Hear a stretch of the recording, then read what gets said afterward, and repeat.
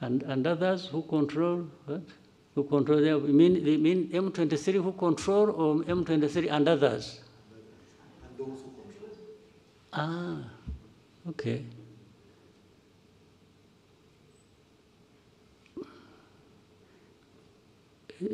Could I equate it with saying, maybe he wouldn't like that,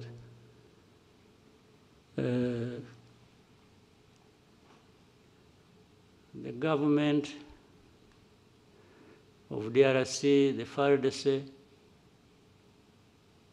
and FDLR. FDLR actually has a big control in that area. They are being fought every day by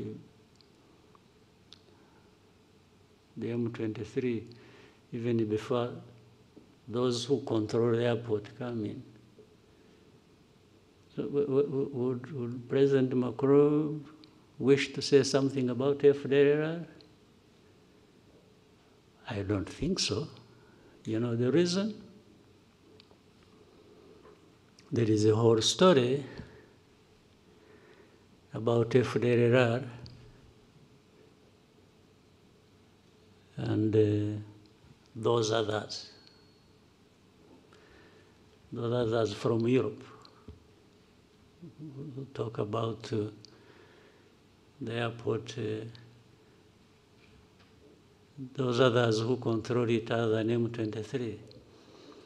There are those others from Europe who control FDLR. That's why they are always quiet about FDLR. You see always when issues about Eastern Congo, about Rwanda backed M23, and then when FDLR, they are really whispering. They don't even want anybody to hear it. And then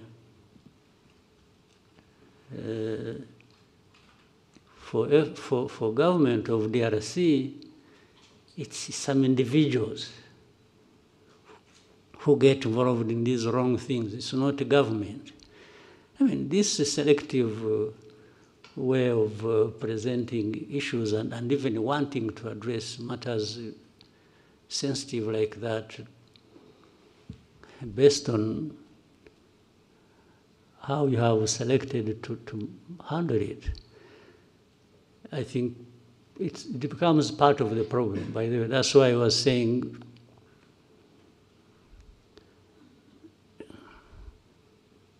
those others, other than those who control the airport, but from Europe,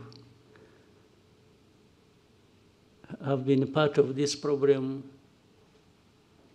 as of origin of 31 years ago tragedy we had here. We've been associated with that. Maybe with time, if those things keep coming up, and the way they have been, we will say more about that. I think if they think we can be silenced to not talk about their historical role and responsibility in matters of tragedy here in Rwanda, and which crossed into Congo, and people are there, you see hate speech, you see all kinds of by leaders. And those others in Europe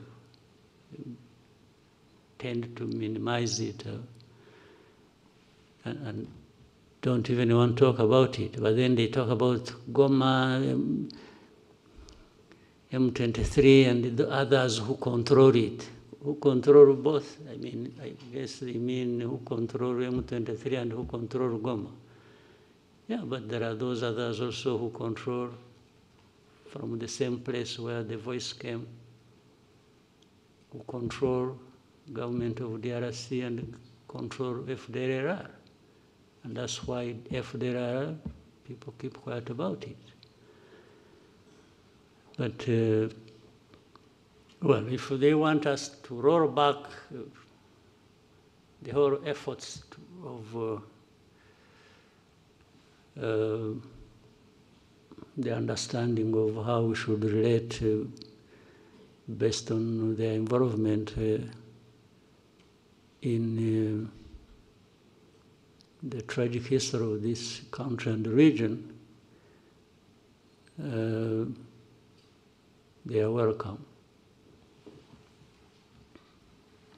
Thank you, Mr. President. Next question for Lionel.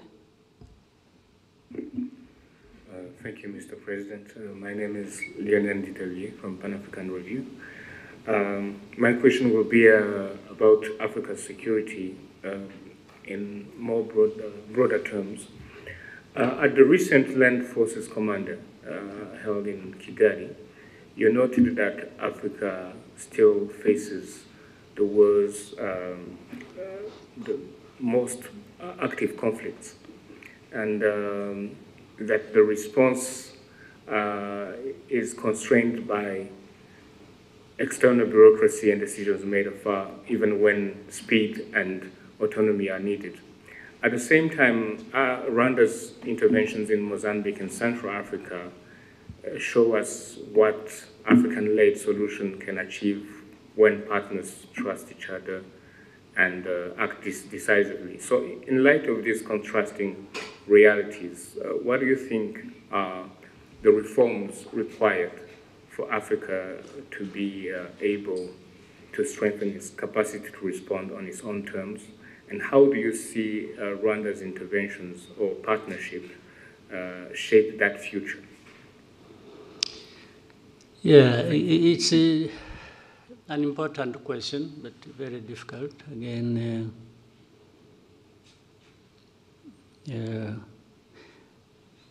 I think if I remember the saying, you can take horses to the well to drink water, but you can't force them to drink. You take them there, but it is the horses to drink the water anyway. If they don't want, you can only stand by and watch, isn't it? So I think Africans, we have everything. We have the water in front of us, and we are thirsty, we should be drinking. But we find an excuse for not drinking the water. I don't think we need anybody coming and whipping us into that. So when the Africans decide to drink the water that they actually badly need, I have no medicine. I can't. The only thing we try to do when we collaborate with our brothers and sisters on the continent, like in Mozambique or Central African Republic, or participate in other efforts, we are only trying to say, we can drink the water. We are actually drinking the water based on our thirst for it. And then it's like saying, why don't you? Telling somebody else, why don't you quench your thirst? So, I don't know. There is nothing Africa doesn't have, actually. All these things, or these areas where we fall short, I can only be surprised and say, why? Why do we keep falling short on everything, including the provision for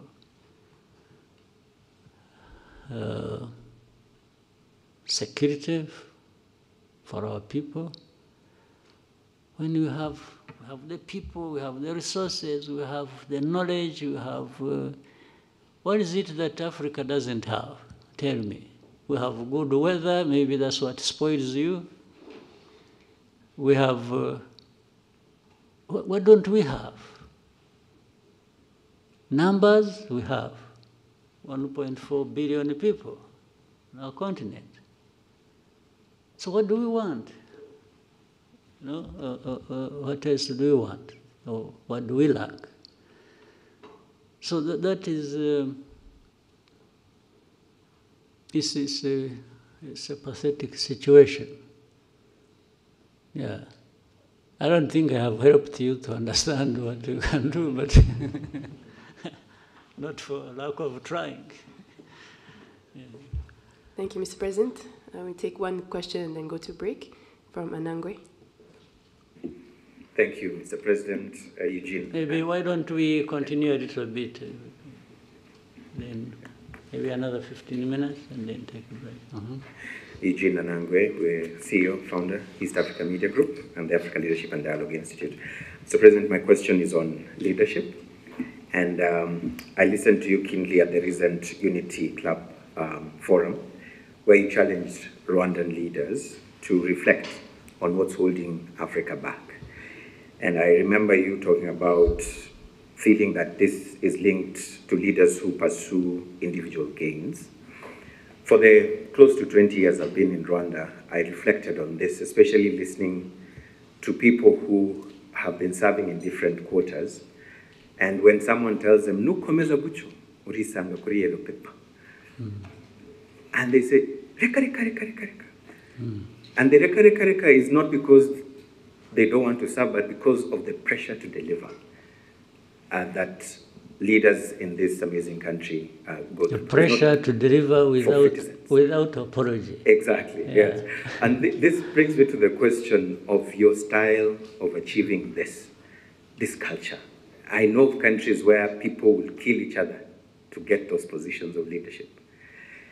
But here, not everybody can take that pressure to deliver without apology. So if you were to deliver a lecture at President Kagame's School of Leadership, what would those three things be that you'd say about this subject of servant leadership that happens in this country? And then the East African community, the momentum seems to have died out. Checking on ground, people feel like it's not the same pressure, the same momentum that was there. I know in this room, half of the people might not know who's the current chair of the ESC Heads of State Summit. It's not like long ago where there was a lot of hype around this. Something must have happened, Mr. President. I don't know if you also feel the same. What is that might have happened?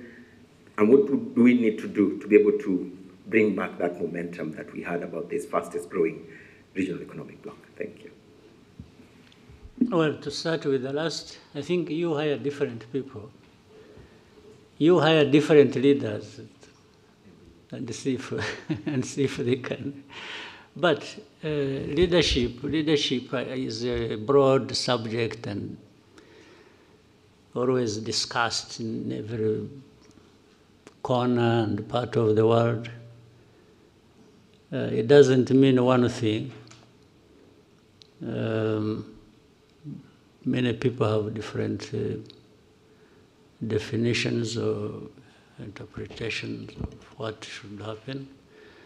I'll give you my take. It's so simple. First, leadership isn't about just serving yourself and being proud that you've done something for yourself, except you can do that only if you are delivering something. Because if you are leading people and you are delivering and you see the benefits reflected in the lives of those people, then you can have personal satisfaction and pride. So this is different from what I started by saying. If you lead and you're so much involved in what you can do to benefit yourself, that's the opposite. I can only serve to benefit myself by being satisfied that my role as a leader is benefiting those I lead. Well, but that then becomes the theory, the broader theory or philosophy of leadership. But we also know that more importantly, there is the practice of it, the real tangible results you can see and hear from people. That makes the biggest difference. So with that understanding, which I think many people have, the rest becomes a choice of how you are going to live your life and the purpose of any service or leadership role you may be playing.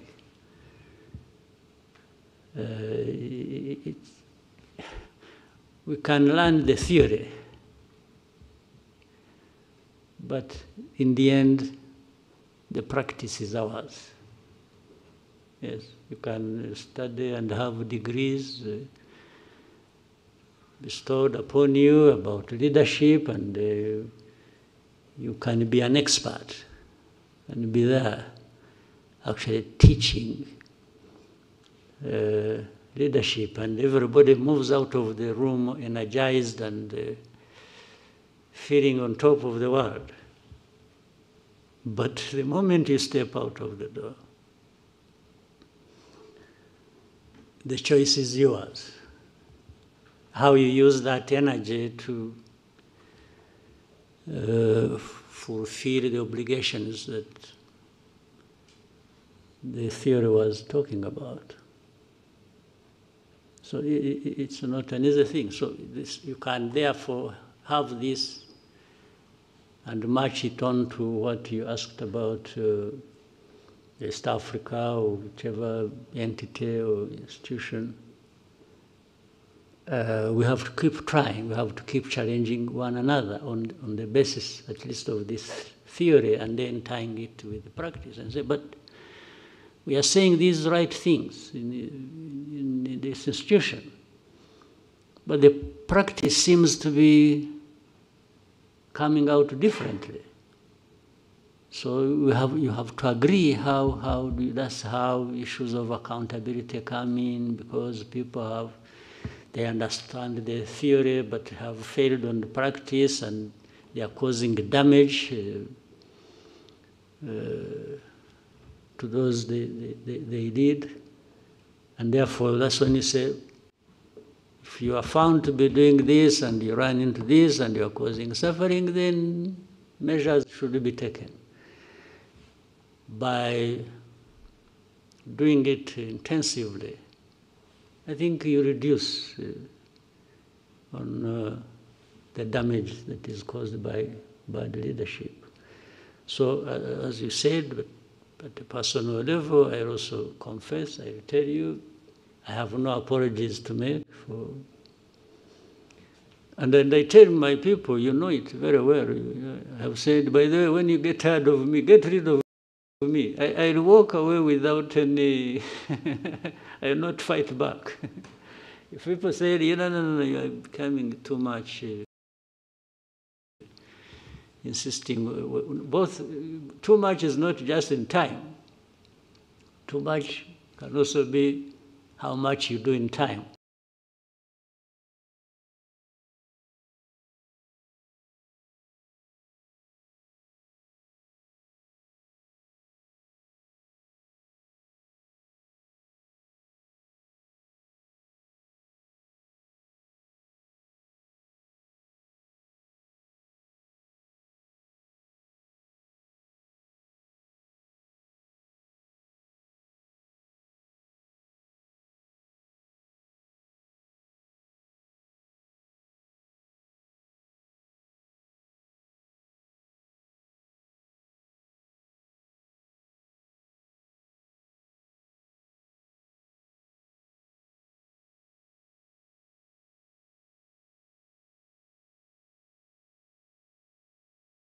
Rather than solutions.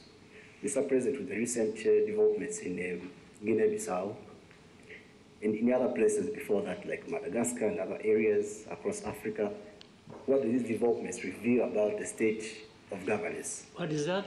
What do these developments, like the coups that we've been seeing, reveal about governance, the state of governance on the continent, and what should African institutions and particularly the leaders of Africa do differently? Because, Mr. President, there's a sense increasing among young people that maybe you have leaders that kind of protect a club of leaders across the continent that kind of protect each other. So what should leaders of Africa and what should the African institutions do differently, Mr. President? Thank you. You know, first time when I heard about the coup in Guinea-Bissau, even now I'm not sure really what happened. But when I heard it first, I thought somebody was carrying a coup against himself. That was my first reaction. It didn't appear to me like there was a real coup taking place. Even now, I need some time to confirm. But let me assume it happened, or that in Madagascar happened. For sure it happened, because I think somebody's on the run and there's another one sitting there. To begin with, it means I'm vindicated in what I said that you referred to. And maybe we'll have more coups. And so be it. That is my approach to that question. If there are going to be more coups anywhere around the continent, so be it. Because I also believe true, where coups are taking place, there must be something wrong that has been happening, even all along. You can assume, you can read stories, you can see and appreciate and like something, but once there is a coup, maybe 90% plus, it means in that place there has been a problem. People have been not talking about or covering up or something. Now,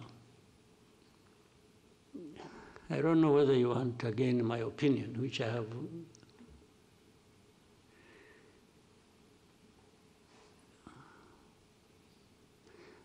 Because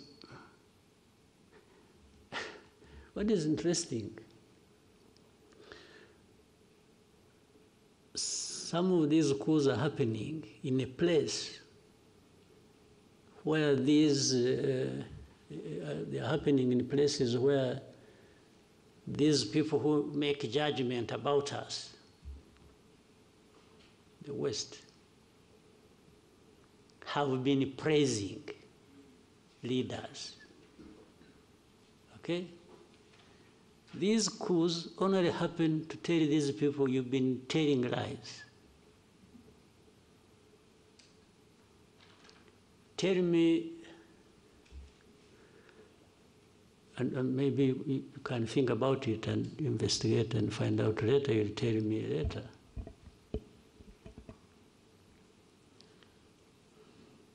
If this coup is not a coup against, let's say in Guinea-Bissau,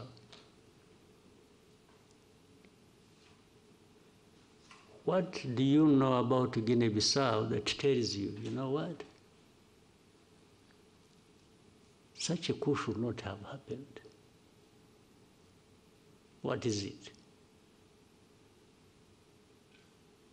Because, or even go to Madagascar and tell me, you know, the way I know Madagascar, the way I've seen,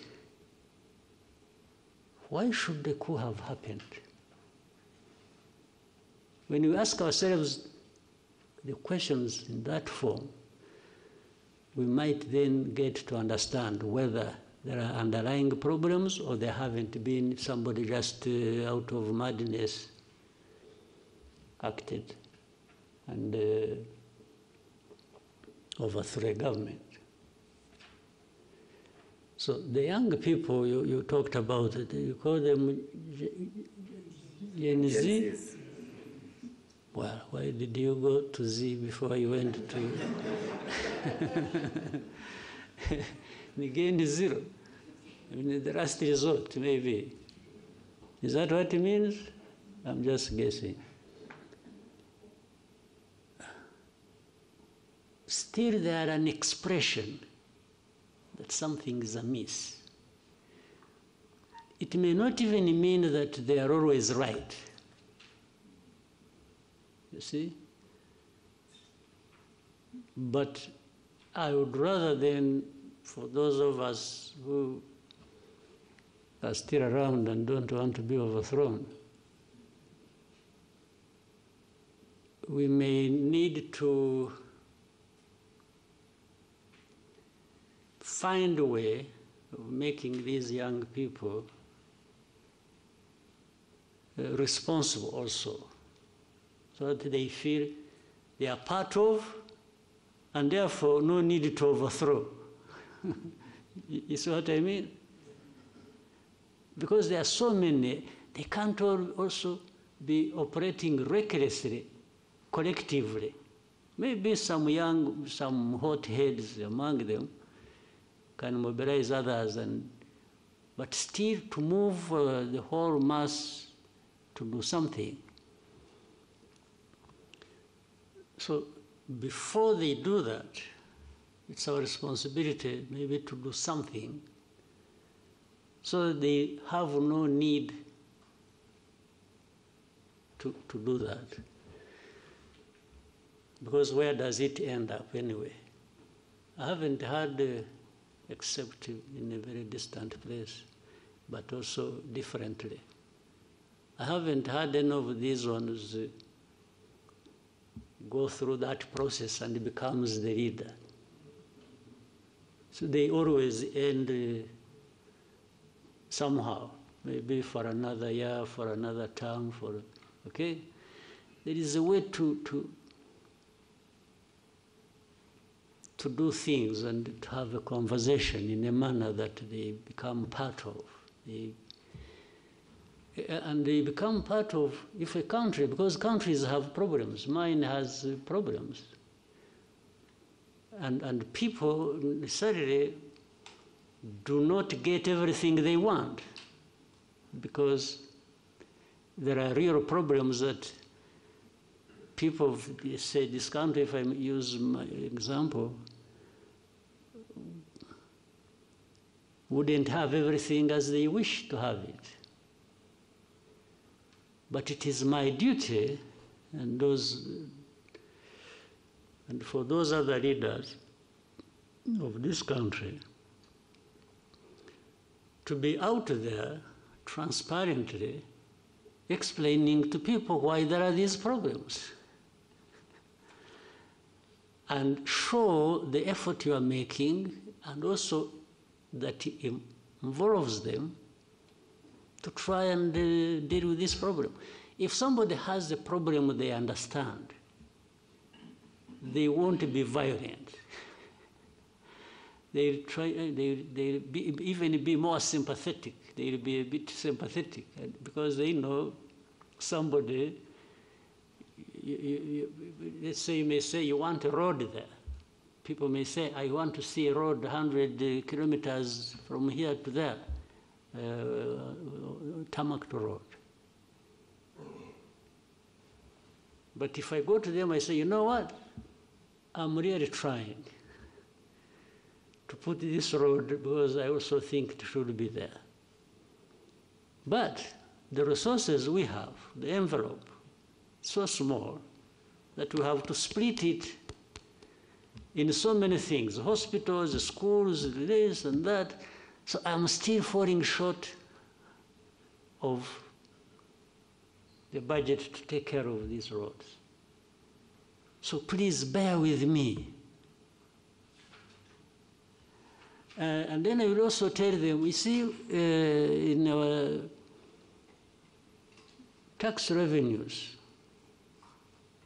we are trying to get money from, but you're also not paying up.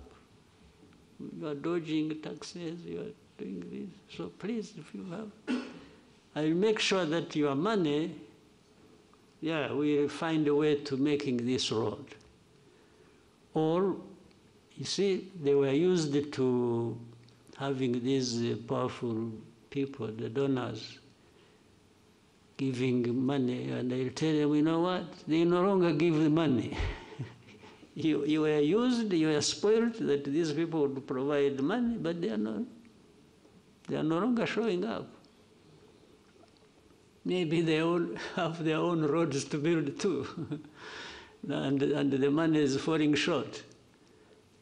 So, and say, but bear with me, but let's be together. So if you are transparent and they understand, they don't have that thing because it's not your problem. It's not somebody who got the money and took it in corruption or something.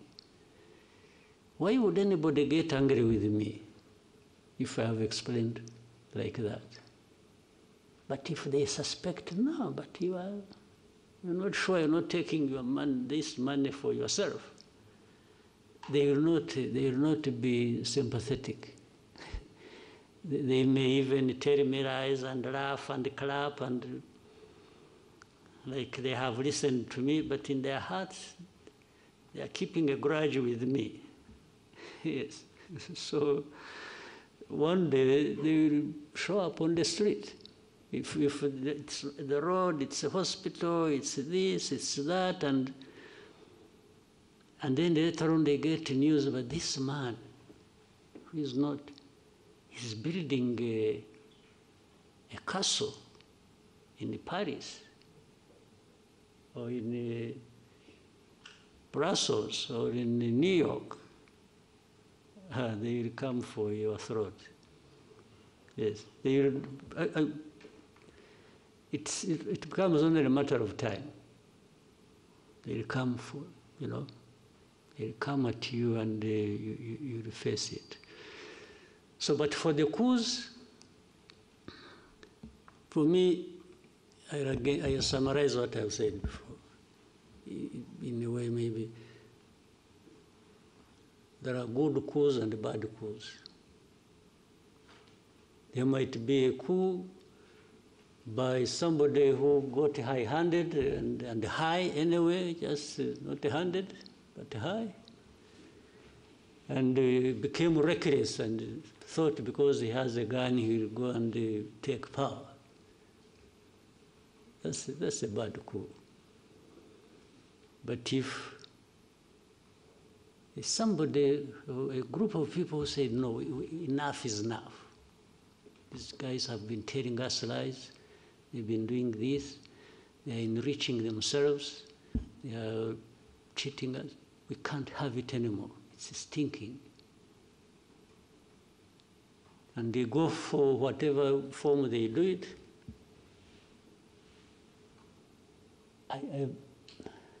I think I'm okay with it.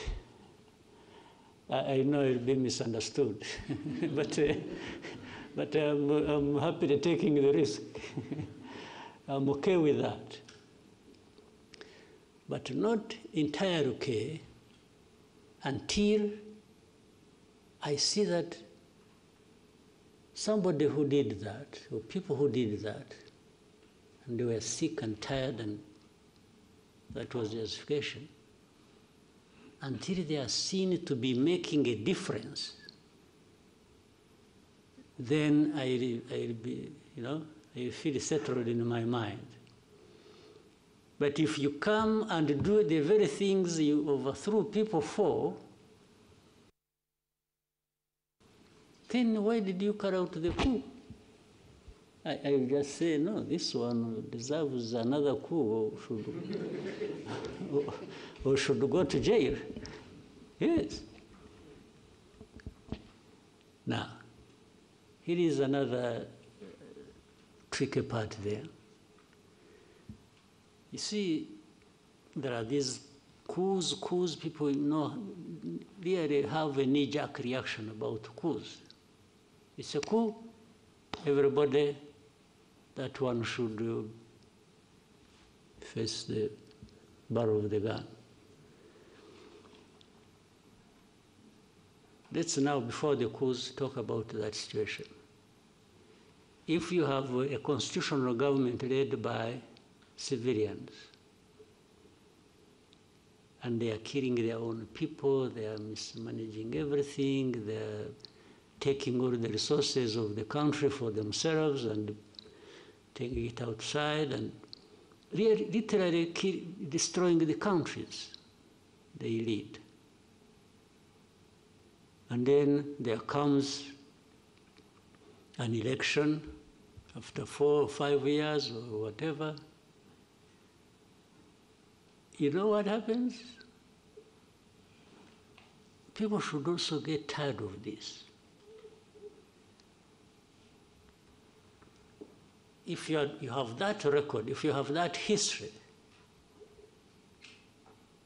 should it be automatic that you should continue just because you are a civilian and even when you cheat elections? Do you get it? Because it has almost become automatic that if you are there, you are sure of winning the next election. Okay? Even when you are doing all these terrible things to your own people. So, is it justified to say, yes, this one, even to say at least what? At least he's a civilian, or at least he kills few people, or fewer people, or what? Do you really, can that be a justification? Now, when I'm saying that, there should therefore be a mechanism, maybe at the African Union level, to also hold people, the civilians, who are messing up their countries and who are cheating elections every other day, and they keep going just because they are civilians and just because they are. But the Constitution does not provide for you to cheat the elections, does it? Again, there's a funny example in our neighborhood. This Congo we are struggling with, we are talking about. This man who raises the whole world and causes all kinds of troubles. When was he elected? No, you seriously, you here, tell me when. First time? The second time? No, you are silent, but you should be giving, you must be knowing something. But the first time, he was just handed over by his friend. Somebody should have had won. This is public knowledge. In this one, there was a smoke screen here about election. But elections did not happen. In fact, you are likely to have a third one. It's coming. There's another third time it's coming back under the same fraudulent thing. But when you see these people who talk about democracy, about everything, and it's like they're the first to send messages, thank you very much, congratulations, and even when they are privy to this information, they know it. Sometimes maybe they even encourage them to do it. They give them a call in the evening and say, please, by the way, I have a company that is looking for cobalt. Are you aware of that? You know, company X that is, can you give them, what do they call it? Concessions. Can you give them? He says, yeah, of course I do, okay. That is a deal. A deal for cobalt, a deal for winning elections even if nothing happens, or to win even when he has lost. I mean, you must be aware of these things and how they go. So you can crucify me for my crimes, but when it comes to you, as I also said, I talk about it. So why this world we are in, it's not playing ping pong. It's just because at the same time we are talking about lives of people, right? Yeah. Thank you, Mr. President. Scovia. Mwakoze nyakubahwa Perezida wa Repubulika, nitwa Scovia Mutesi, ndi umuyobozi w'ikinyamakuru Mama wa Gasabo TV.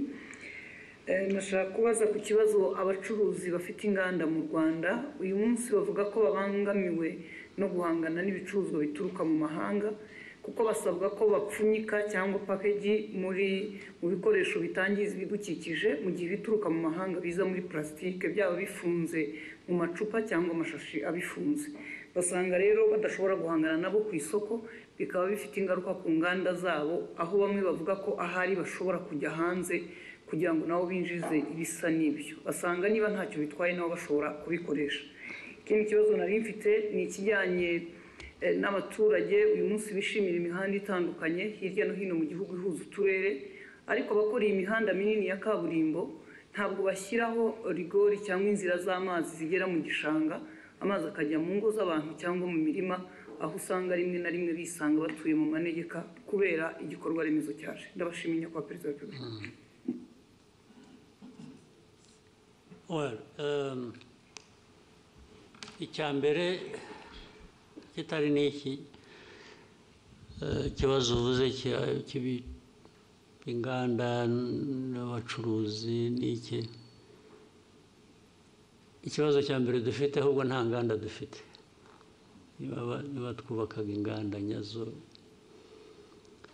byadufasha ibintu ntibigomba tukagabanya ibiva hanze, bimwe bikaba biri hano cyangwa twe tubyohereza hanze. Aho niho nahera twashaka uburyo byakorwa, kuko hari ibintu byinshi bishobora gukorwa mu gihugu byanajyanwa hanze cyangwa byakoreshwa mu gihugu bidakeneye plastique. Niba naho twaharebaga cyane tukagabanya, ariko kuri ibyo bindi ubwo busumbane buzanwa mu bacuruzi n'ayo mategeko ya plastique, ngira ngo bigomba kuba ikibazo cya mbere bikorwa nabi cyangwa bikurikiranwa nabi. Icyo kibazo kimaze igihe, ndibuka ko kigeze kuganirwa, abantu bagifatira ingamba z'ukuntu. Ntabwo ubwo bitumye nibaza aho byahereye, kuko ikibazo cyaraganiriwe cyagomba gufatirwa ibyemezo, ariko ejo nzabisuzuma numve neza uko bimeze. Ejo dufite cabinet meeting, rwose ndumva nzakibaza abantu birimo bakansobanurira. Hari uburyo bugomba kuba buriho ibintu byakorwa cyangwa bikaringanizwa bitakutaje cyane abakorera mu gihugu kurusha abakorera hanze bazana ibintu. Hagomba kuba hari uburyo.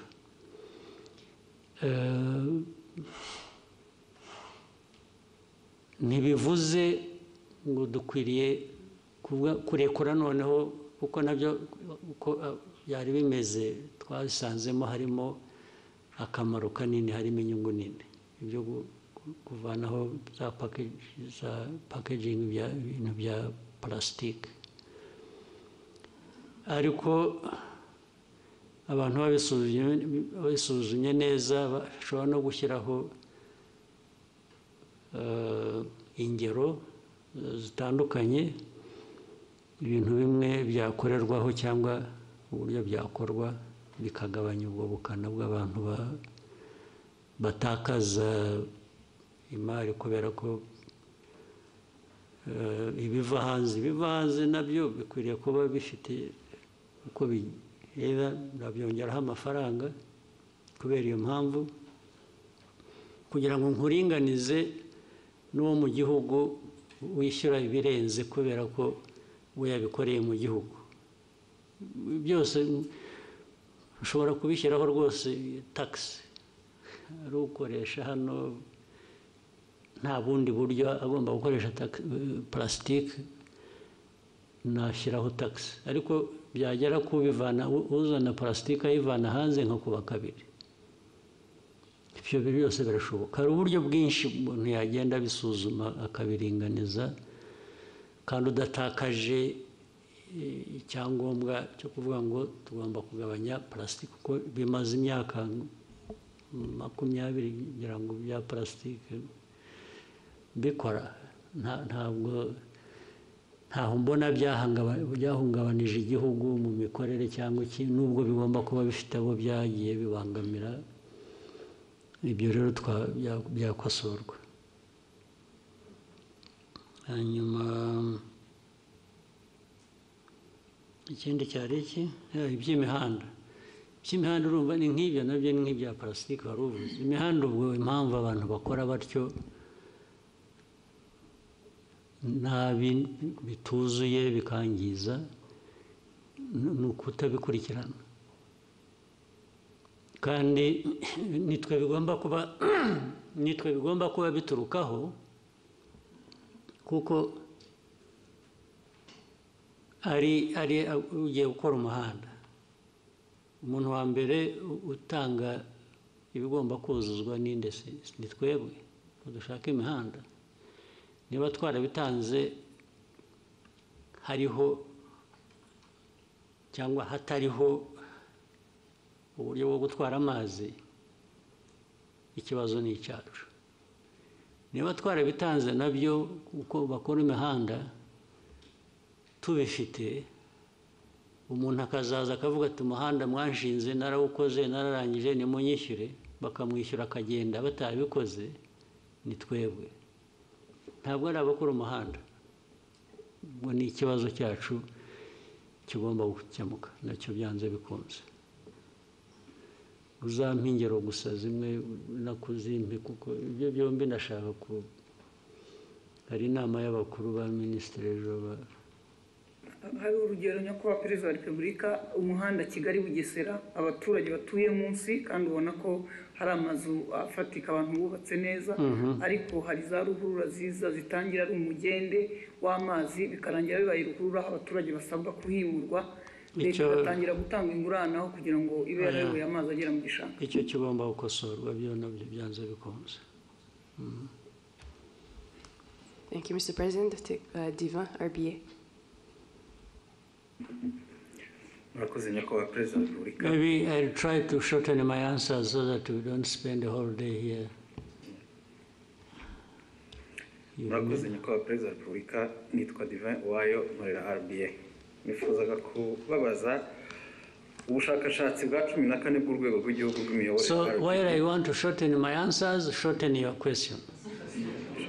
So that we can have more people. Yes, Excellency. Nari nkomoje ku bushakashatsi bwa RGB bugaragaza uburyo abaturage bashima cyangwa banenga inzego z'imiyoborere zitandukanye aho bugaragaza ko bashima urwego rw'umutekano ku kigero kirenga 90% ariko byagera ku rwego rwa service runihariye igice kigera hafi kuri 50% by'umusaruro mbumbe w'igihugu ugasanga nicyo gice kinengwa cyane haba service za leta haba n'iz'abikorera kuko hamwe urwego rwa service abaturage ubwo kandi namwe murimo nawe urimo n'abandi komeza hanyuma nyakubahwa perezida wa repubulika twifuzaga kubabaza musanga habura iki ngo imitangire ya service haba mu nzego za leta n'iz'abikorera ibe myiza kurushaho dore ko ari urwego rufashe runini mu cyerekezo cy'iterambere ry'igihugu icyambere abo batanga serivisi mbi bagomba kwiga kubwirwa kunoza serivisi batanga. Icya kabiri, abanyarwanda muri rusange mukwiriye kwanga guhabwa serivisi mbi ukayishyurira, ukagenda utanavuze, ugomba kubyanga. Icya gatatu, ni mwebwe kugira ngo tumenye amakuru habeho accountability. Nawe umunyamakuru bishyire hanze ubimenye, uvuga uti bari bamaze kutubwira umuhanda, urugero umuhanda aho ibintu byiza, amazi yangiza umuhanda, yangiza amazu, n'icyo urwo ni urugero. Nawe butaha serivisi mbi wowe guhaye ninde? Ahangaha ukavuga ahangaha batanga serivisi nabi, even nk'umunyamakuru, ariko murabitinya, murabiceceka mukabihisha, cyangwa mugashyiramo abo mufitanye amasinde gusa, abandi mukabihorera. Hari abo mutavuga, mukavuga ababoroheye cyangwa ababangamira ku bindi, ariko mukwiye kubishyira hanze uko bimeze. Hanyuma cya kane, inzego za leta zigomba kubikurikirana nazo ndetse ubwazo, kuko zirimo nabwo zitabikurikiranye nabwo bafite abababaza, ubwo bakwiye kubibazwa. Ariko ikibazo cya serivisi mbi cyo ntigikwiriye kwihanganirwa n'uwo ari we wese. Ariko ndakubwira ntabwo ari hashize igihe kinini mpora nabyo, aribwo nahuye nabyo kera no mu nteko. Kera twagiye mu bintu bya what was it, national dialogue. Kera abantu bazahamagara abantu bakora, bafite amaresitora, bafite ibiki, ngo baze bagaburira abantu bari bageze ku 1000 mu gitondo. Turakora neza akazi, ugeze ku lunch tugira break, nari nagiye kuyifatira ahandi, nagize amahirwe kutayifatira. So ngarutse mu afternoon usanga barambwira harimo n'abayobozi, harimo n'iki, bose bamwe babajyanye za ambulance ziraho zitunda zijyana abantu mu bitaro. Ndabihorera. Ariko ugasanga nta n'uvuga ati bazanye ibi bintu bamukurikirana ibibazwa. Ndetse habaho guhura kundi aho ngaho, bakagarura wa wundi, bakaba ariyo baha ngo atange serivisi zo kugaburira abantu. Urumva biri muri twe, ntabwo ikibazo ari cy'aba bandi batanze serivisi mbi gusa, ariko n'abo bazikoreye nabo arishyura akagenda. Na vuba abantu benshi ngiye mvugana nabo bakakubwira iriya resitora, bakakubwira izina. Ejo bundi twagiyeyo twese uko twari 7, none 4 twese twararwaye, na 2 bari aho bari ku standby bategereje kurwara.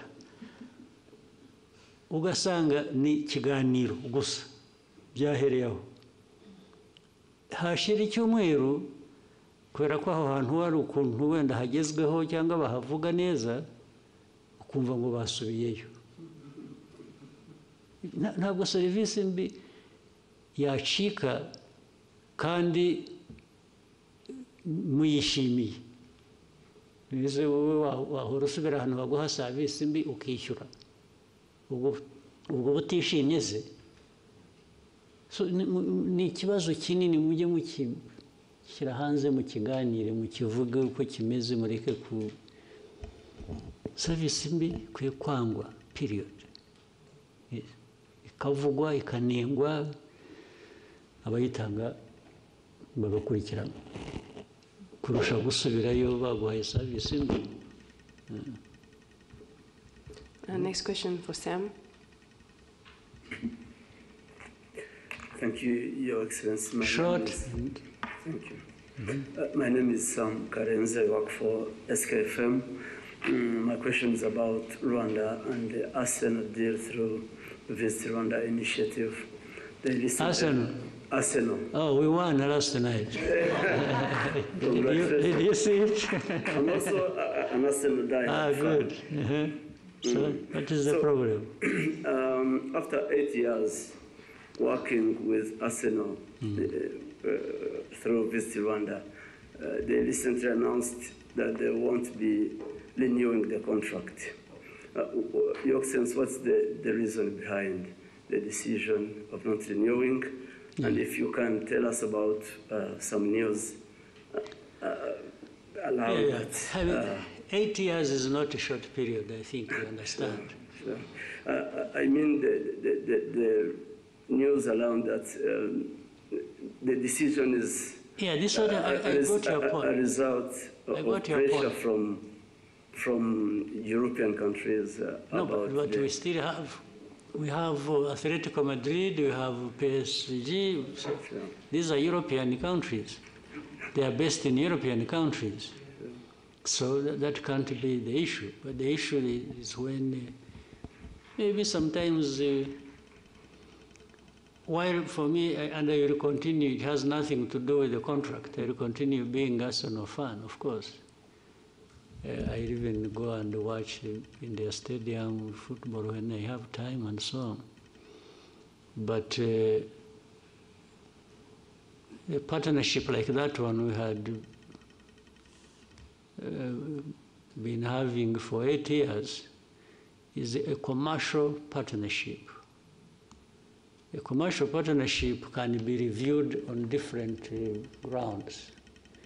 Either party may say, I'm not, because it has to be, it was being negotiated every year. It has to be negotiated every season. I mean, not every year. We agree, let's say we negotiate it like today. Maybe it goes 2 years or 3 years.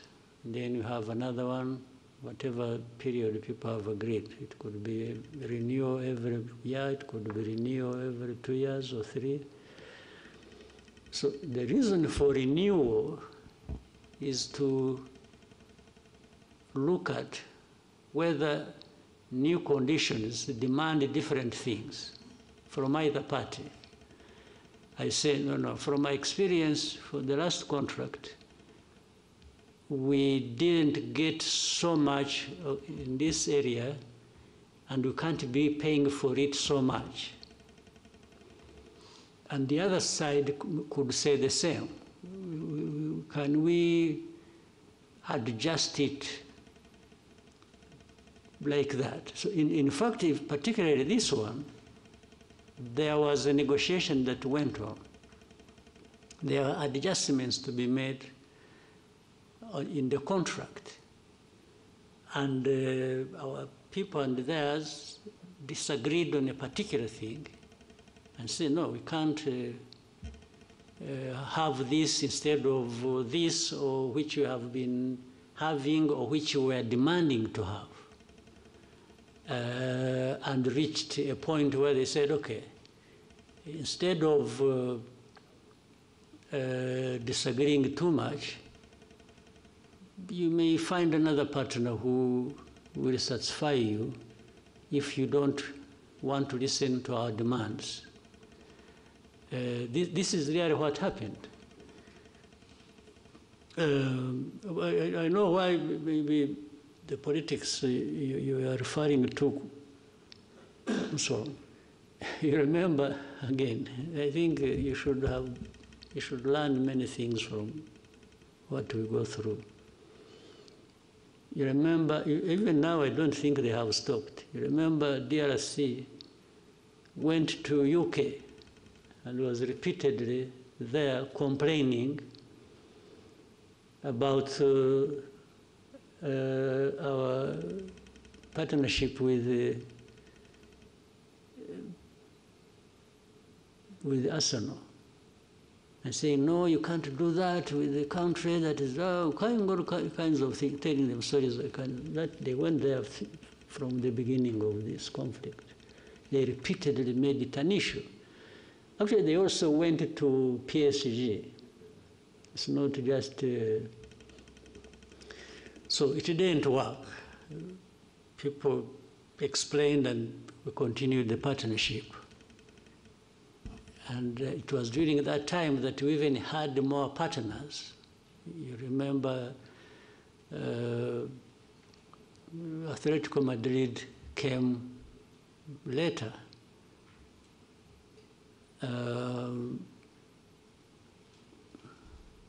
What is interesting, when it failed, when the DRC efforts failed, they started looking for clubs to have partnership with. So, yes, that's exactly what happened. If you saw, I think I saw a game yesterday or the other with the Monaco. Somewhere on the sleeve they have D something. Yes. So you can see you are attacking a partnership and you're saying this, da, da, da, da. When you fail, you go looking for a similar thing. So which shows really they were doing it just to malice Rwanda, not because there was anything wrong with this partnership. Unless we want to overstretch it and assume that among the people who have the influence or who are part of the authorities to decide were Tottenham fans. So you can understand they would want to kill this one. So that is what happened. There's nothing dramatic about it. But at the same time, by the way, if this partnership doesn't work, it means we have opportunity with this money, because it is a commercial.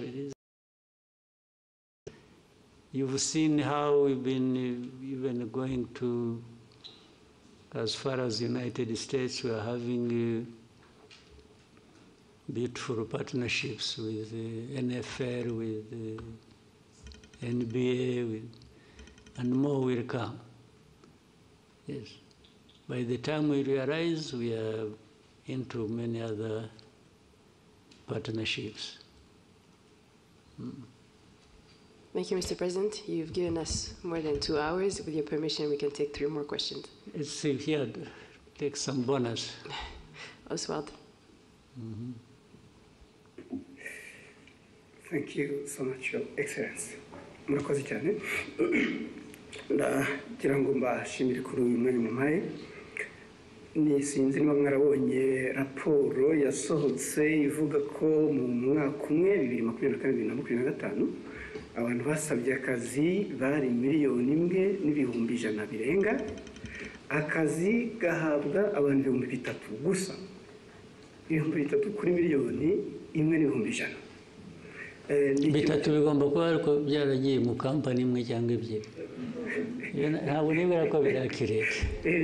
Noneho mu mpamvu zimwe zibitera, inzego za leta zimwe zishyira ku isoko imirimo zigakoresha ibizami, abantu bagatsindira akazi ntibabashyire mu myanya. Hanyuma abavuga ni mu nzego za leta. Yego, mu nzego za leta. Inzego za leta hakwiye kubamo n'abakeya kurusha abo ngabo. Hakwiye kubamo bakeya kurusha 3,000. Leta bose barajyamo bashaka iki? 1,000,000 urayishyira muri leta igihe ikora iki? Nyakubahwa Perezida wa Repubulika, ikibazo ntabwo ari uwo mubare w'abakora muri leta, ahubwo abo bavunika bakora ibizamini. Ntabwo bose babikoze n'abiyandikisha basaba akazi. Ababikoze ntekereza ko bagera muri 500. No kugira ngo baringanize. Ariko harimo imvune, hari abakoresha ibizamini wenda nko mu karere kamwe ka Nyagatare, ugasanga ikizamini kiri kubera Musanze. Hari n'umudepite ejo bundi wavuze ati kugira ngo duce intege abo basaba akazi bakina, hajyeho amafaranga ku bashaka akazi. Ibyo byo ni mismanagement, ni imikorere itariyo. Ibyo nyine babishyira ku murongo. Ibyo bishobora gukosorwa, ntabwo ari ikibazo kinini cyane. hanyuma ikindi nyakubahwa perezida wa repubulika ibirebana n'insengero ba nyir'insengero basabwe kugira ibyo bavugurura barabivugurura bashyiramo amafaranga nabyo bigiye gusaza zitarataha. Iyo bibagewe nta nsengero nafungura n'imwe. N'ibyo dukora tubikora nyine byose kugira ngo abantu nayo insengero muri development muri ibi byose twavugaga intambara ziri ku isi na survival y'igihugu, insengero zifitemo uruhare iki? Nazo ziratanga akazi se? They are just cheating. Abenshi they are just cheating. Ariko mubahehe mwebwe ngewe ibyo mbona ko ari abantu huzuyemo ububande gusa, kurwana n'ababande bari mu churches nabyo nta mpuhwe mbifitiye na busa rwose. Ariko mwebwe abakoroni barabarindagije namwe murarindagira. Ubu ibintu twirwe tuganira ibintu bya church, ibisengero wagiye mujye guhinga mworore mujye gusenga nushaka usengere kuri telefone. Yes. Ibyo churches aho byaturutse ntuhazi churches ahantu hose ziri ahubwo ndetse buriya nuko dushaka gushyira ibintu mu kuri, ntitudashaka guhutaza abantu, tugira kwigisha naho hafunzwe nke. Ikibazo kirimo nyakubahwa perezida wa repubulika kubera hari uturere tumwe zifunguye, abaturage baturuka mu turere aho zifunze bajya gutera umubyigano naho tuzazifunge ahubwo. Yes, aho ziri ubwo tuzazifunga bajye basengera mu rugo rwose. Iri senga abanyafurika mwara niba mugenera ikindi kibazo kimwe kirebana n'inyambo. Ejo bundi mwagabiye Emile wa Katari inyambo. Albert Rudatsimbura twahoze tuganira avuga ati birakwiye ko inyambo zishyirwa mu murage w'igihugu ku buryo buri official. Ibyo bintu mwese mubitekerezaho bizakorwa ryari? Muzabitekerezeho mwebwe. Muzabitekerezaho mubikore. Njye mfite inyambo ndazitunze ndishimye. Uko muzazigenza mu migirire gute ibyo birabareba. Yes, njye nzatunga ngabe nishime nyambo ko ari amateka yacu se. Mwe mukora akazi ko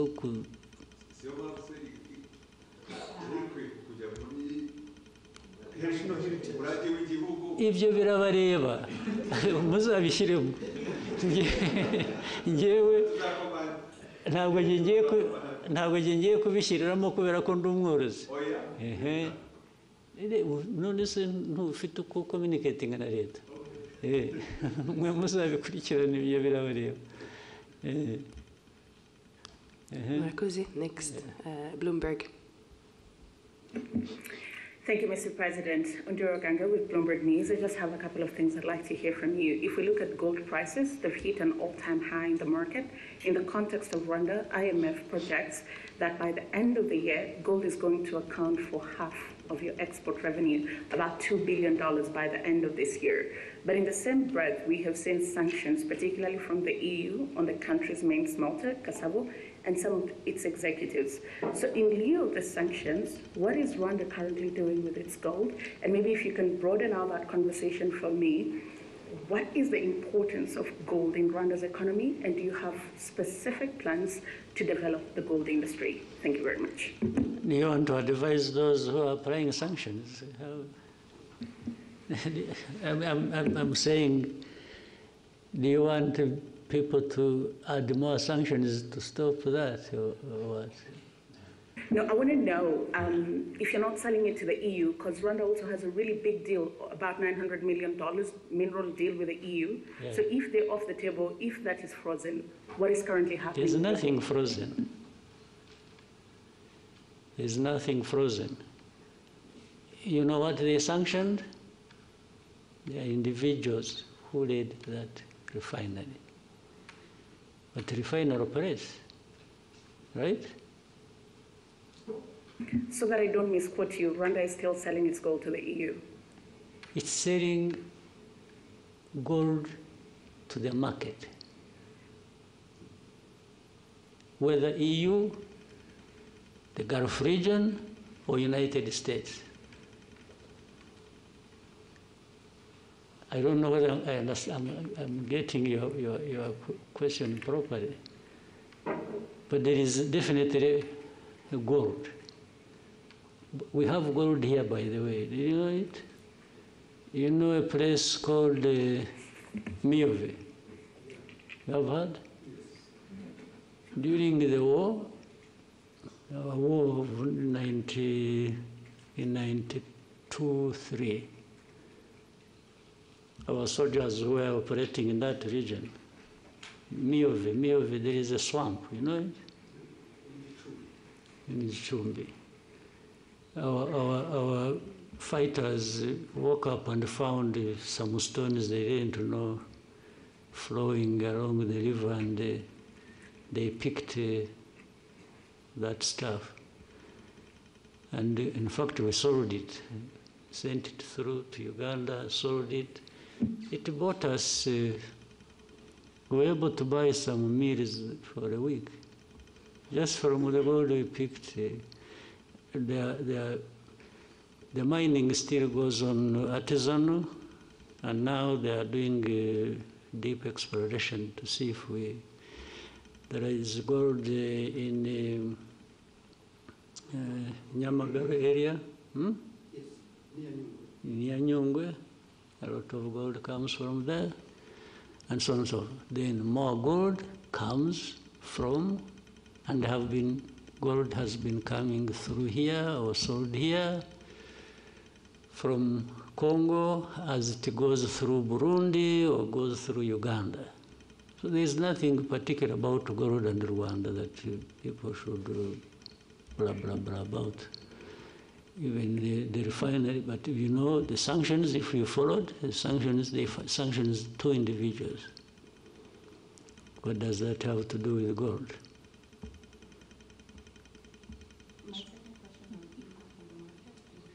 Impact of Rwanda on the market, or? The value of gold to run the economy and if you're planning to go Well, it must be there.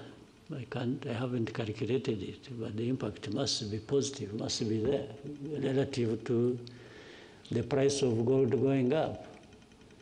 I've been seeing it is now at around 4,000. Yes, 4,000 plus dollars per ounce, I think. That's huge. As you see it, you may end up, and it has nothing to do with Rwanda, you may end up having wars around gold, those who need it and those who produce it in the world. And those who have more will get more involved than those of us. We are talking about young or small people. Rwanda always carries the burden of the whole world by itself. You know, there are people doing everything, even in a worse form than probably we're accused of, but they prefer to point at Rwanda for everything. Can you imagine Rwanda being a point of reference to do with this global network of gold trade? You get it clearly that it is politics, it is geopolitics, it is some nastiness that goes on every day. Otherwise, how does Rwanda really surface in all this? Thank you, Mr. President. We'll Someone else want yes, to? one last question from Jackie. Thank you very much. Your Excellency, my name is Jackie Lumbasi. I host the Real Talk on RTV. And Your Excellency, what I do on this program is try to bring out the person behind the title. There's a former Prime Minister who was once asked what was the toughest part about his job, and he said the toughest part of his job was parenting his son. And to someone else, they would think when you're a president or you're a prime minister, that should be the hardest job. I would love to hear from you as a parent. So in this case, putting aside the president, and I would love to talk to PK, the father, the grandfather, if you've ever had to struggle with anything as a parent, what would that be? And then with the grandchildren growing, I wonder if you're picking them from school or dropping them there. What have they done lately that got you smiling? Some of the images that I've seen online of you, the most beautiful images are those of you around your family. So clearly the family means a lot to you. And so as you also talk to Rwanda's young people about preserving what we have built as a country, protecting what we have, someone could think maybe you're not talking to your children as well. They could try to put them on the side. As you watch your granddaughters grow and the many other grandchildren that will come, how would you like them to view Rwanda's transformational journey and the role that their grandfather has played? Thank you, Your Excellency. That sounds like a long story to tell. But, well, thank you to in any case, bring it up and reference that. My family, whether immediate or the generation is springing from that, first and foremost, the central part of me and what I do and how I do it, but above all, I enjoy it. I enjoy family. I don't find any problems except running around with children so they don't break their legs or fingers or something, but it's all enjoyable, 100%. But in doing that, you want your own children or those from them, as they grow up, to just be decent people in their lives. Decent meaning the core part being what is expected of them in society and by so, but also making their own mistakes and owning up and growing with the purpose that they can live and lead in the society where they grow up in. They must have some bearing, the bearing being the Rwanda, the family, so we would, and for those ones, other than the grandchildren, the children, we once in a while we have a discussion around that. And I have time to tell them my experience, my life, young, middle age, growing up to the age where I am, and all that the family, my wife and I have had to go through to make sure that first we survive and they survive, and so the efforts can't be for nothing. The efforts can only be for the fact that they must grow up as decent human beings as much as they can. I can tell them so much, but only they can do so much. And if they can learn from that, which we always have to insist on they do, well, that's it. And actually the issue of them growing up as president's son or daughter or grandchildren does not feature much. We try to remove that from the conversation as much as we can. They just have to grow up as decent human beings. If they become presidents themselves or become whatever they want to become or become nothing, that's up to them. They know how to live with it. Yeah, so, but it forms a big, big part of my life, and it feeds into the energy to do what I can do, and without a doubt. Someone, another person maybe? Thank you, Mr. President. These two, now they are four. Some of them are raising for the second time. No, not for the second time, no. Yes, we can go to Jadot. Murakoze nyakubahwa Perezida wa Repubulika. Biraza abantu mwagarutseho nyakubahwa Perezida wa Repubulika muri iyi minsi, ahubwo nyuma ya COVID biragaragara ko intambara zishingiye ku kwigwizaho imitungo zongeye kuba nyinshi. Ingaruka zimwe za hafi ni uko ibikomoka kuri peteroli birimo guhenda, ibihugu nk'icyacu bidakora ku nyanja, ndetse tukaba twinjiza byinshi birenze bisohoka. Cost of living nyakubahwa Perezida wa Repubulika irimo irazamuka. Nkaba mvuga nti ko bigaragara ko ibyinjira mu gihugu birimo bihagera bihenze, ibikomoka kuri peteroli bigahenda, mu kubigura umunyarwanda ku isoko ibiciro bikaba bitoroshye, ingamba nzibacyuho za leta y'u Rwanda zo mu gihe gito cyangwa se ku buryo burambye zaba ari izihe nyakubahwa Perezida wa Repubulika? Usibye ibyo bibazo biriho kandi bimwe byumvikana tugomba guhora dushakira umuti, reka tubanze tunahere gusubiza amaso inyuma urebe aho tuvuye n'aho tugeze, n'ubukungu actually buhora bukura buri mwaka. Ubu turi mu ba mbere ku isi bafite ubukungu bukura, nuko ari igihugu cyangwa ari ubukungu bukeya gusa. Ntabwo ari igihugu kinini, ntabwo ari ekonomi nini, igihugu gitoya n'iki, ariko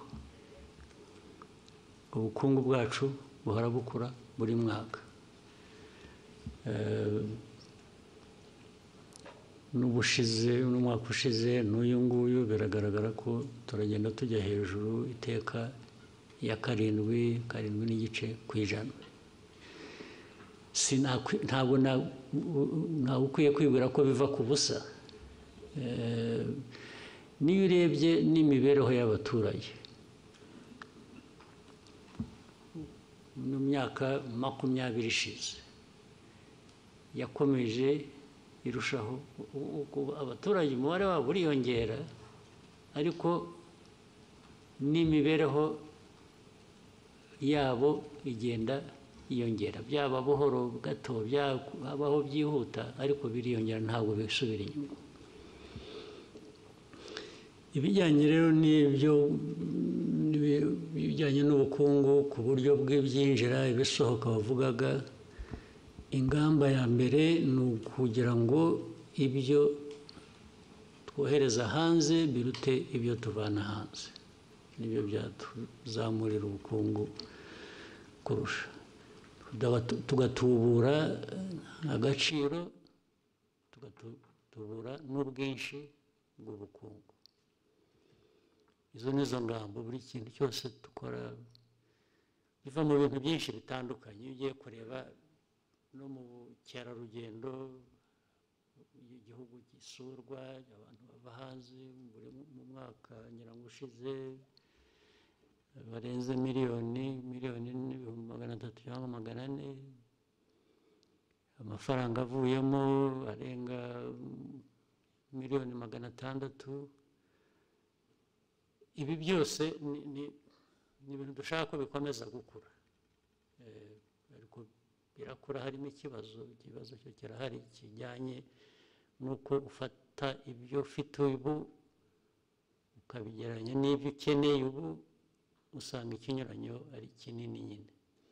ariko niyo mpamvu abantu bagomba guhora bakora uko bishobotse mu bintu byose. Rero guteza imbere inganda, guteza imbere ubucuruzi ndetse bw'ibiva hanze bukaza bwubaka ibyo dukora mu gihugu. Hari ibintu byinshi tumaze kunyuramo byari bikwiye kuba bitwigisha. Uko dukwiriye kuba tubikora. Icyo navuga rero ni ugukorana, ni ugukorera hamwe, kugira ngo abaturage n'abatwumva bumve ko ingorane zo zirahari, ariko inzira irahari yo kuzivamo, kandi hari ibikorwa bigereranyije ndetse n'ahandi usanga turi mu ba mbere bagenda bagerageza gukora ibishoboka.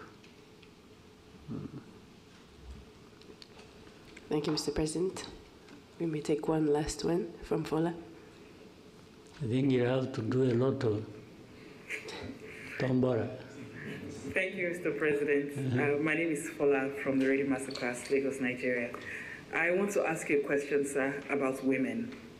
So in many African countries, women... That must be easy question. I'm sure that it is. So it's about women and access to reproductive health. I have been in Rwanda for 3 years now, and I have seen from personal experience that Rwanda has actually made significant progress in expanding access, because I can confirm that IUDs that are costing women in some of the countries as much as $300 have been given in hospitals for free here.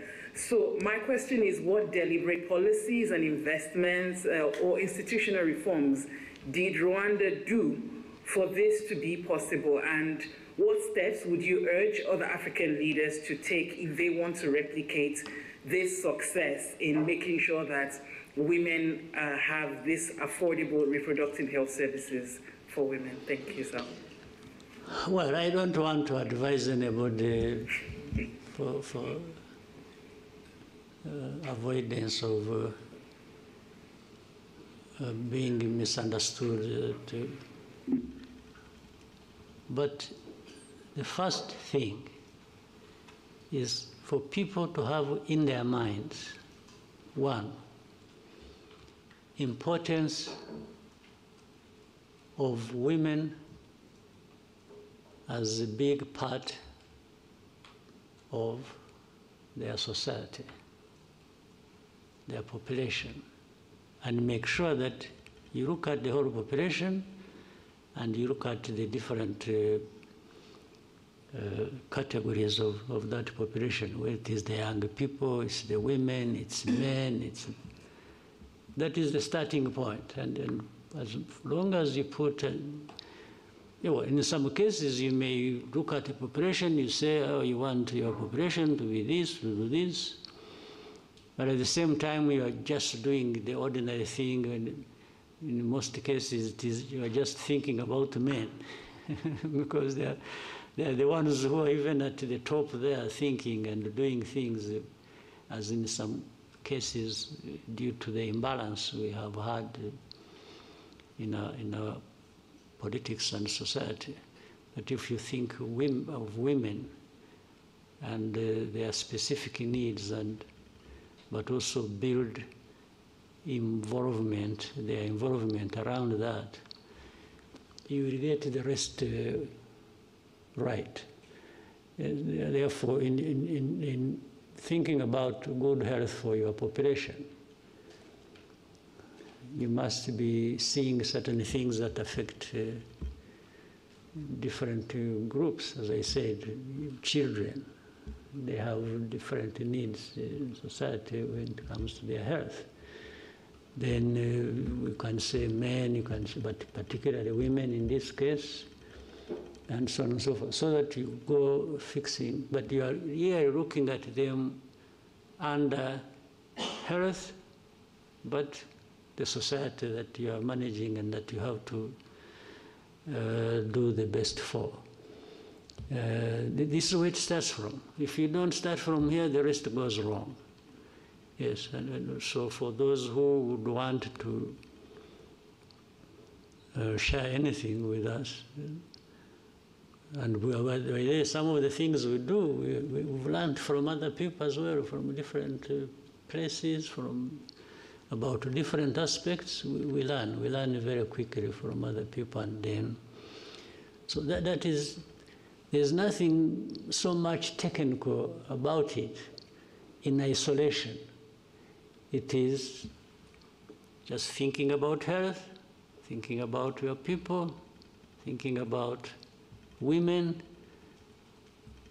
and as you think about the rest, the children and the rest, and then you go into these categories and say, what are the specific needs? So under that umbrella and the budget and so on, you break down and create resources for each aspect. That's all you do. But that's the starting point. The rest is to be practical. How do you become practical about doing it and just stop saying it or having information and knowledge about it? Thank you, Mr. President. Was there someone who really, how urgent is it? I think we can start with them at the next press conference, the ones I have not asked. Who is this? Okay, let's hear from...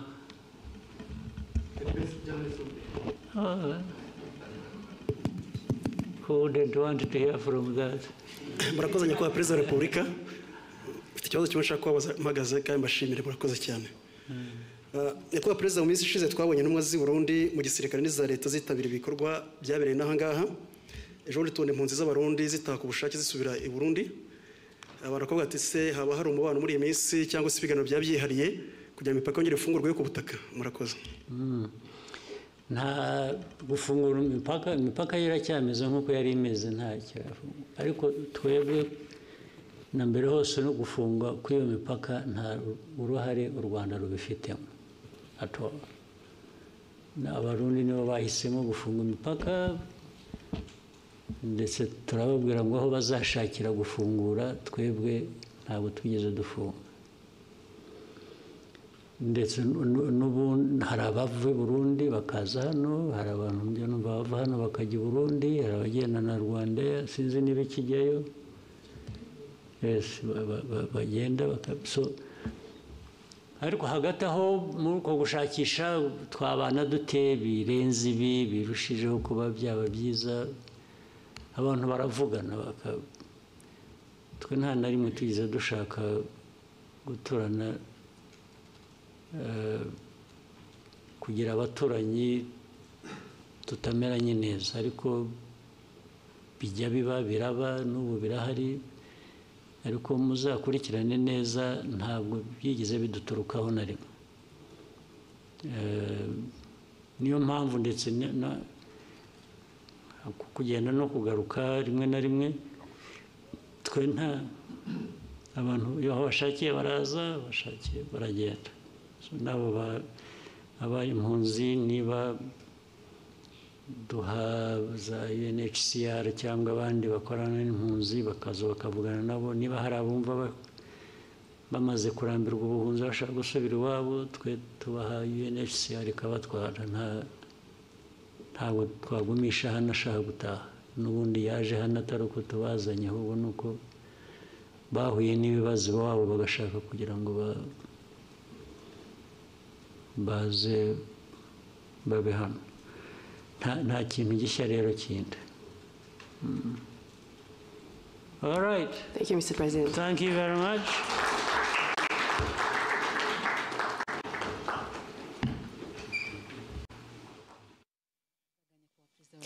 Paul Kagame ni Tangazamakuru gisoreje. Nyakubahwa Perezida wa Repubulika Paul Kagame ni Tangazamakuru gisoreje mu gice cya kabiri hagarutswe ku ngingo zitandukanye nk'uko mwagiye mubikurikira, ariko wenda reka tugaruke kuri zimwe muri zo. Mukuru w'igihugu yagarutse ku kibazo cy'umutwe w'abajenosideri FDLR cyakomeje kugenda kirengagizwa n'amahanga, aho yavuze ko byaba ari ikibazo abantu birengagije amateka mabi y'uyu mutwe, ahubwo bagakomeza gutinda ku ngano y'umubare wabo. Perezida wa Repubulika Paul Kagame kandi yagarutse ku kibazo cya bamwe mu bayobozi bo kuri uyu mugabane wa Afurika badashyira imbere inyungu z'abaturage, ari nacyo rero ngo kigenda rimwe na rimwe mu bihugu bimwe na bimwe usanga bigeza ku ihirikwa ry'ubutegetsi. Ayavuze ko abayobozi bakwiriye kwita ku nyungu z'abaturage kurusha izabo. Umukuru w'igihugu kandi yagarutse ku bibazo bigaragara mu Rwanda mu bikorwa remezo birimo imihanda itujuje ubuziranenge. Yavuze ko harimo ikibazo cya leta kandi igomba gukurikirana mu buryo bwa vuba bigakosorwa. Mu bindi kandi yakomojeho yagarutse ku kibazo cyamubajijwe kijyanye na serivisi mbi igaragara hirya no hino. Aravuga ati nta nubwo ubundi twagakwiriye kuba tunayihanganira. Ati birababaje kuba hari abahabwa serivisi mbi ariko ugasanga bayihishira, ahubwo yagakwiriye kunengwa, abayitanga bagakurikiranwa. Yagarutse rero ku ngingo nyinshi zitandukanye, ariko byinshi kuri iki kiganiro tubararikiye kubikurikira mu makuru ya televiziyo Rwanda ndetse na radio Rwanda ndetse no ku mbuga zitandukanye za RBA. Ndi Gloria Mukamabano, Imana ibarinde.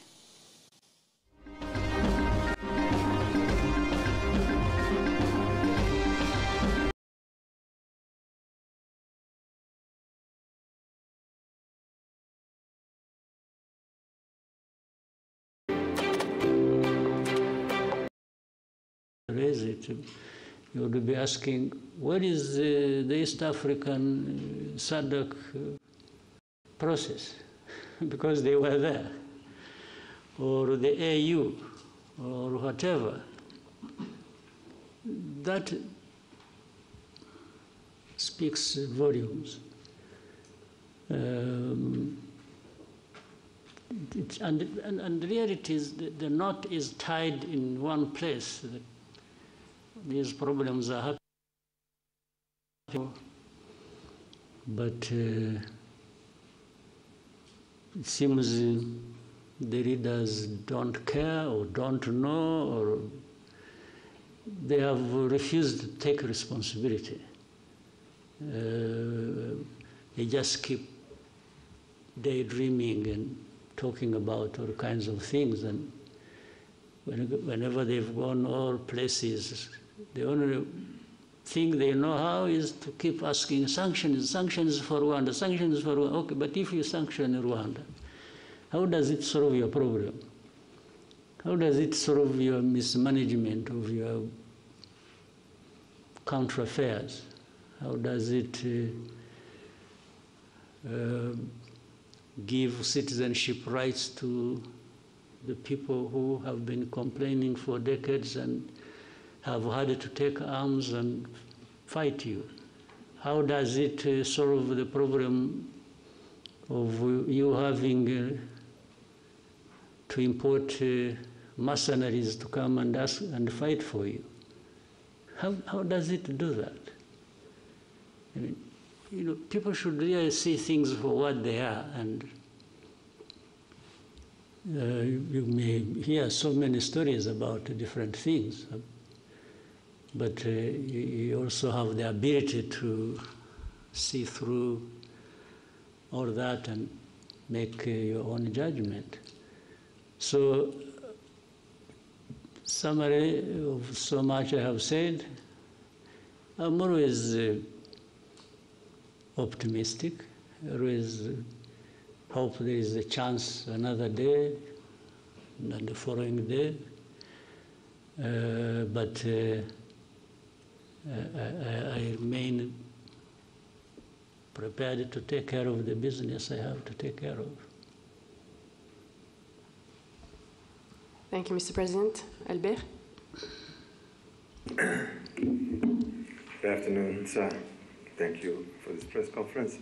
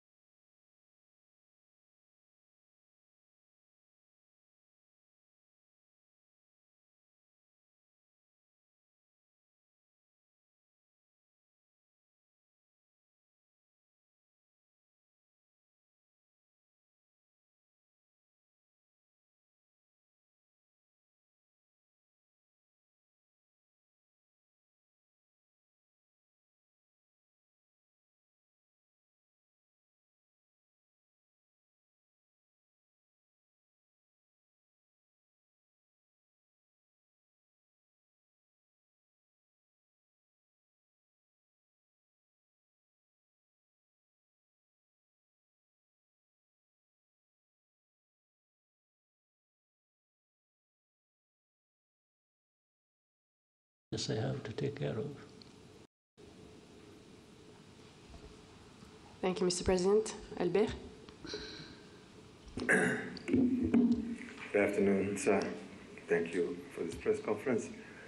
Kind of a follow-up on where we started. At the same time that we have a meeting coming up in Washington eventually, at the same time you have a narrative that has been developing in these last weeks and touching on something that doesn't seem to be the way it is presented, talking about humanitarian crisis that is incredible, millions of people displaced in Eastern Congo, that people need to have access to Goma, and that is especially developed in Europe, for what we can see. So sometimes also it reminds me of 10 years ago, or in 2012, 2013, what is this thing about Goma? Because as soon as M23 took in 2012 Goma, the whole world went cuckoo. And now again, everybody wants to have access to Goma. So what is there? Because it's at our doors. At the same time, I believe that after 25 years, to have MONUSCO there, which was also part of the forces that, beginning of this year, were shooting at Rwanda.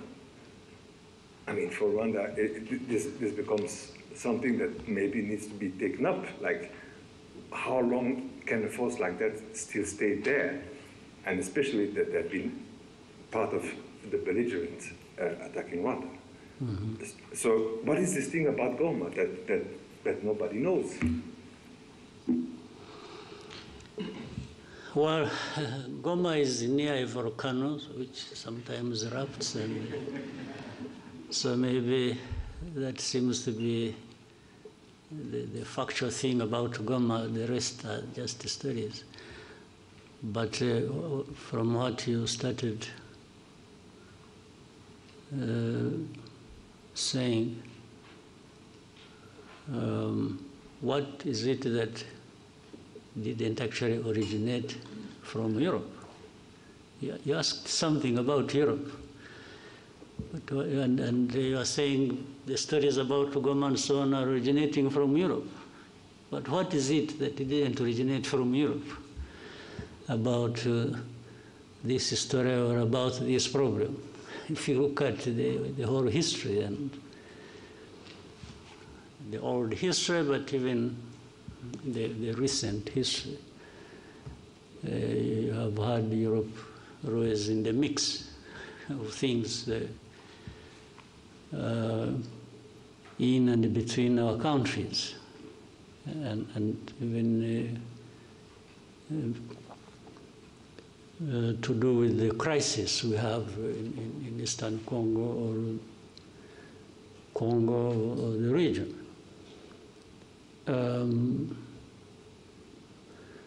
For about Goma, I don't fully understand. And talking about humanitarian crisis, yes, there is suffering, there is no question about it.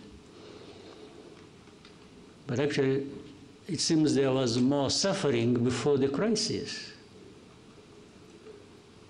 or at the beginning of it. As of today, I think the suffering is still there, but maybe less than. But to talk about humanitarian crisis so much is to find an entry point, an easy entry point into that crisis, and then shaping it the way some people want, given how they have been relating to this history I'm talking about all along before.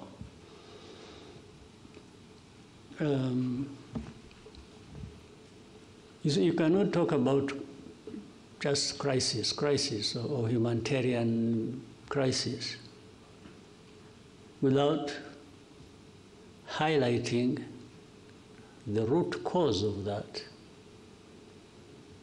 And people have always avoided bringing up matters to do with the root cause, because in the end it exposes people like that.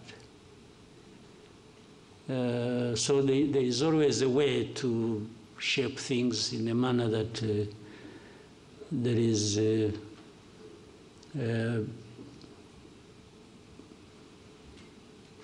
effort to protect themselves, the people I'm talking about. And is it a new crisis in Eastern Congo or in Goma or around Goma? You remember this crisis, I have said this before, and you have heard it even from other people, or you know it yourselves. This crisis was there in 2012, came back 10 years later. Why can't people try to understand? What is it? How can you have a problem 2012 and 10 years later you have a repeat of the same problem? It means, but yet for those 10 years we had this international presence, and many years before that, supposedly to address these problems. So much money spent, so many people involved, people losing their lives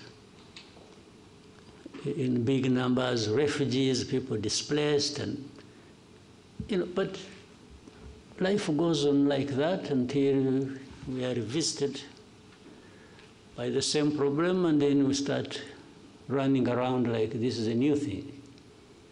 I mean, the amount of hypocrisy and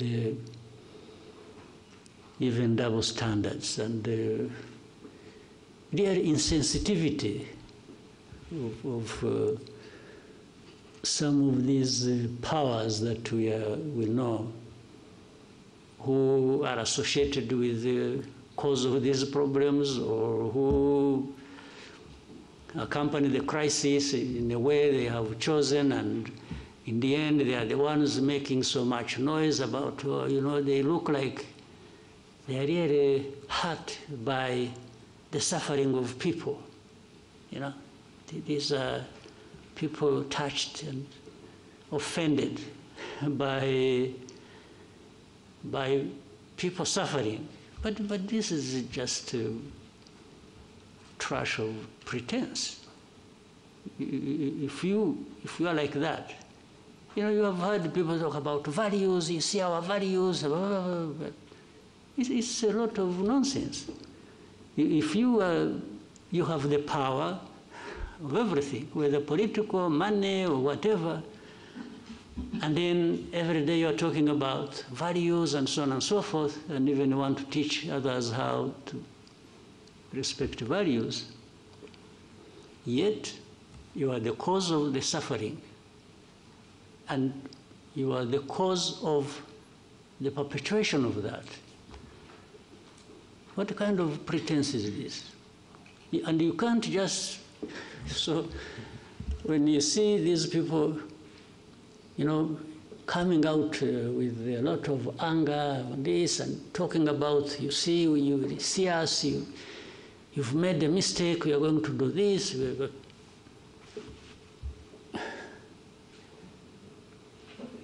In the end, all they are doing is adding more suffering to the suffering that is already there. It's not actually addressing any problem. So Goma, but if anyone wants Goma, that's fine. For whatever reason, whether it is ritual or, some believe in witchcraft, they would want to go and pray in Goma and meet there are witch doctors there, and so on and so forth. Still, you know what? Goma is, it's not functional as of now, but it is in the hands of some people. You go and talk to them. But if I were the one, now let me be myself, let me tell you a story. If I were the one, you come and I'm the one controlling Goma, and you come to say, I want to use Goma. I say, fine. But these are conditions. Goma is part of my problems that I face with the government. And now it is in my hands.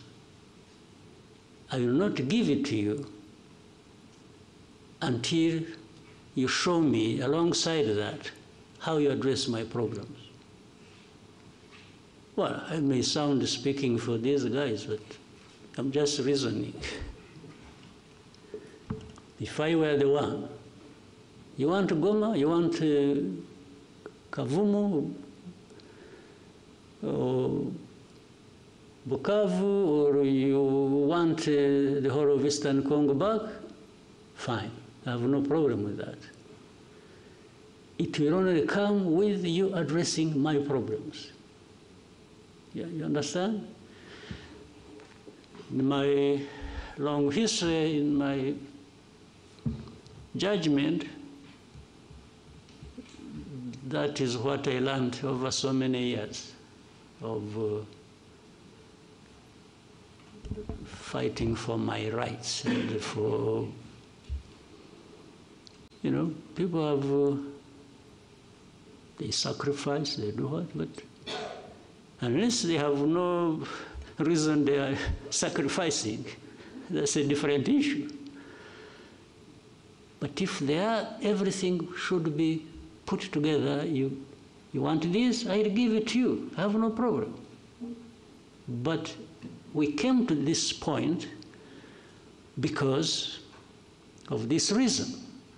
So if you don't address that reason, how do you just expect to you cause problems? And then you come and say, you know, and this I'm saying because, again, for me, what you see is what you get. We used to tell the Congolese from the beginning, when, you know, we would be in the discussion and it's like you see leaders behaving like, it's like, you know, you must do this, you must do that, and they are the cause of problems. So I used to tell the leaders of Congo that asking, or in order for us to have security in our country and have peace, and that we have fought for so many years in the past, you know, it's a must. We must give each other peace. I can't ask anybody for peace as a favor they are doing to me. No. For us to have peace, I beg you, and you have to do me a favor to give me my peace. That's a different world I don't live in myself. I cannot ask anybody to do me a favor to have Rwanda secure or to have my right.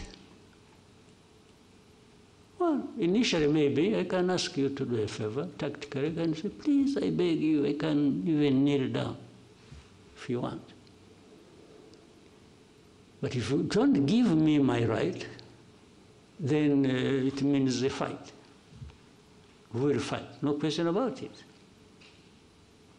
So there is no way, where I'm concerned, you can do me a favor for my right. Who are you after all? Who are you to have everything, including my own right, that you can control? How? Who are you? What gives you that right or power to be able to do that? So I've given you more than you really wanted, but Goma is part of the problems we have in Eastern Congo. And yes, Goma should go back to its operations as an airport. But what is it that stopped it being so in the first place? So you must address that. You want to address humanitarian crisis. I agree. There must be a way of doing it, taking on board the fact that there is what is causing the humanitarian crisis, and that must be addressed. Right? So, anything else about Goma? Well, somehow there is also another side of the whole story that has been kept repeated, especially now it's still alive in Europe. It's about the looting of minerals and all that, and all of that. I mean... Again, that is nonsense. Exactly. They looted minerals better than anybody, worse than anybody I know of in history. So would you even listen to that? Minerals? Minerals, they sell minerals in, what is it? In Antwerp, in where is? Antwerp. Diamonds. Diamonds. But there are no Do they produce diamonds? Or they have gold, bullions they took long ago and they are adding more. Do they have a lot of gold? Do they have gold mines? These Europeans? They take it, okay. To make their case even simpler or less than it is, they may even say, no, but the gold or the diamonds or whatever we have is brought by legitimate people, okay? Would you believe that? But that legitimate, when they are there, they are the legitimate ones. So, but this whole thing, why do you think, by the way, there is something to do with there is an MOU actually we're supposed to be having with Europe, which involves, I think, and a lot has been worked on about traceability and so on and so forth, okay? Rwanda got involved in that and passed every stage and standard that was expected on that. Now, what is funny and contradictory is, at some point, then DRC goes to Europe and says, no, don't sign anything with, but how do you not sign anything that was supposed to be transparent and show where the minerals are coming from, or who is involved? So on one hand, you want to be clear that there is nothing except that Congolese always passed through here, and some sold it here to Rwandans who went and sold it to somebody else. Others, they sell it through Burundi, through Uganda, through the neighbors. But it is only Rwanda that was picked on about minerals. simply because I think with the audience back home in Europe, they listen more to these accusations. The more they hear of them, then the more questions they raise about Rwanda. Whether what they are saying is happening or has happened or not. So minerals, really think, okay, FDLR, that actually at some point was in control of Goma, or the surroundings of Goma. Why are they found to be innocent in the whole equation? And yet every day we point out things to do with FDLR. But they are not interested. They are saying, no, they are few, they are... Well, if they think they are few, they should come here. We will take we give them face-to-face conversation with those that have been brought from Eastern Congo recently. They will tell them the stories. But do you think they even want to do that? Haven't some of you journalists, maybe, I hope you're also not selective about what you want to know. Haven't you asked to go and meet these people who have been brought from Congo, the FDLR, to tell you their stories that show you how they are so embedded and intertwined with the Congolese forces and other systems of government? So that plays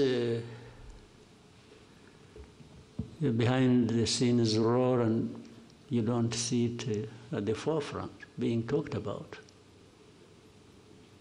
In fact, some of these FDLR have been doing mining in Eastern Congo. Where do they take their minerals? Maybe those are the minerals that end up in Europe, but they would rather hold Rwanda responsible based on the stories around minerals. What sense does it make? You know, don't... sometimes we overrate people. We overrate them in a sense. We think they have, when it has been said by Europeans or by this, then it must be true. But these are the things they get involved in. Petty things. And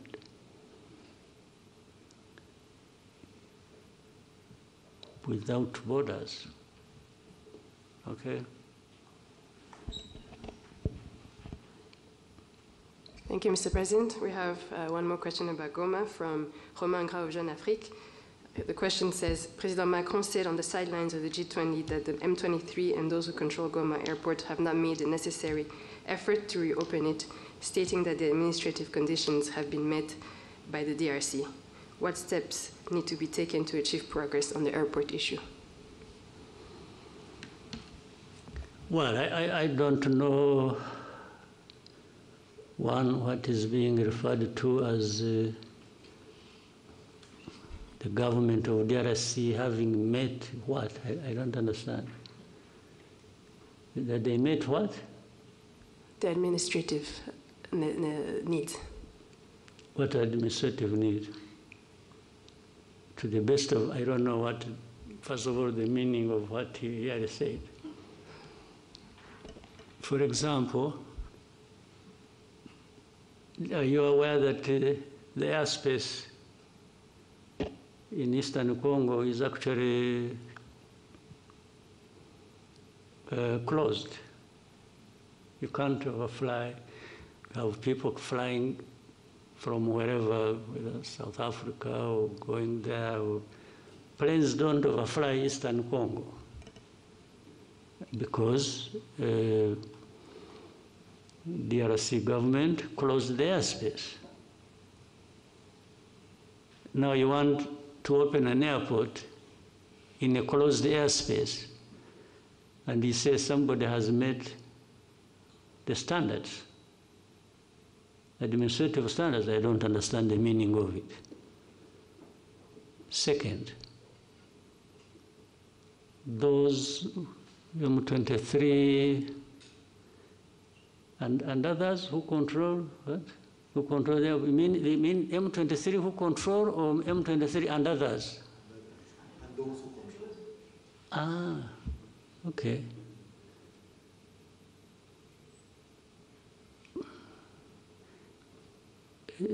Could I equate it with saying, maybe you wouldn't like that,